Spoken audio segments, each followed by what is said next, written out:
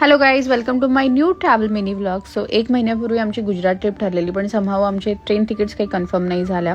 आमच्या bags pax होता. नवरा बोलला रोड ट्रिप करूया, पण मी बोलले खूप अंतर आहे. तो बोलला होईल. त्याला माझ्यावर विश्वास होता आणि मला त्याच्यावर.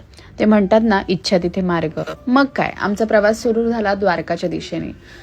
मध्ये मध्ये स्टॉप घेत घेत आम्ही आमचा प्रवास सुरू ठेवला. 17 तासाचा हा प्रवास होता, पण मध्ये थांबलो म्हणून आम्ही रात्री 12 वाजता पोहोचलो. आम्ही रात्री 11:30-12 वाजता आमच्या रूममध्ये पोहोचलो. चेक इन केलं, आराम केला आणि दुसऱ्या दिवशी नाश्ता करून निघालो द्वारका मंदिरात. द्वारकाधीश मंदिर 4 धामांपैकी एक धाम आहे, म्हणून इथे नेहमी गर्दीच असते. तरी आमचं 1 तासात दर्शन झालं. पुढे आम्ही गेलो द्वारका बीच जवळ असलेल्या भडकेश्वर महादेव मंदिरात.